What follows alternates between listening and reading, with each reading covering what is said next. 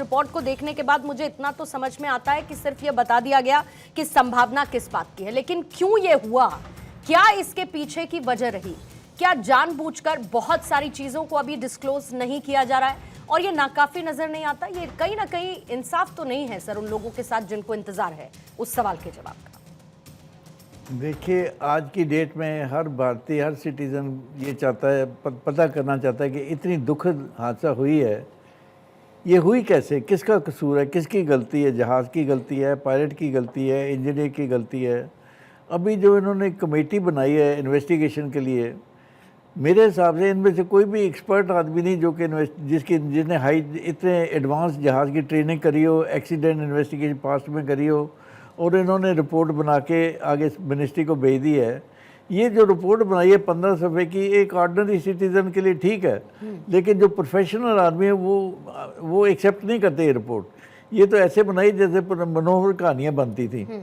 ये रिपोर्ट नहीं है। मगर मैंने चीफ जस्टिस सुप्रीम कोर्ट को भी चिट्ठी लिखी थी कि इस इन्वेस्टिगेशन जिसमें 241 पैसेंजर मर गए, कुछ ग्राउंड में मर गए, इसके लिए अब जुडिशल इंक्वायरी करवाई दी है। लेकिन पता नहीं गवर्नमेंट का क्या डिसीजन है, उन्होंने ये जुडिशल इंक्वायरी में ओपन इंक्वायरी होती है। अब ये जो इन्होंने रिपोर्ट दी है, जो कॉकपिट वॉइस रिकॉर्डर की रीडिंग बताई है, उसे पायलट से पूछा तूने इंजन क्यों बंद करा, किसकी आवाज़ है। दे शुड कॉल प्रोफेशनल और they call A pilot who is flying 787 और इंजीनियर। आज डायरेक्टर जनरल सिविल एविएशन के एक डिपार्टमेंट, उसके फ्लाइट इंस्पेक्शन डायरेक्टर, उसमें पायलट हैं।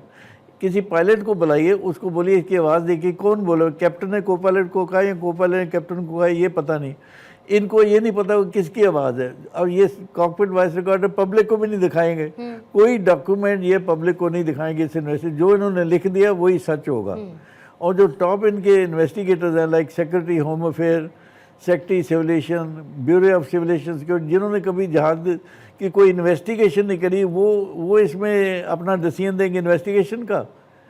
ये जहाज़ की सच्चाई नहीं पता। हमारा काम ये नहीं है किसी को ब्लेम करने के लिए, हम किसी को ब्लेम नहीं करना चाहते, लेकिन हम ये करना चाहते हैं कि जहाज़ का एक्सीडेंट हुआ क्यों, किसकी रिस्पॉन्सिबिलिटी है, ताकि सच्चाई मिल सके।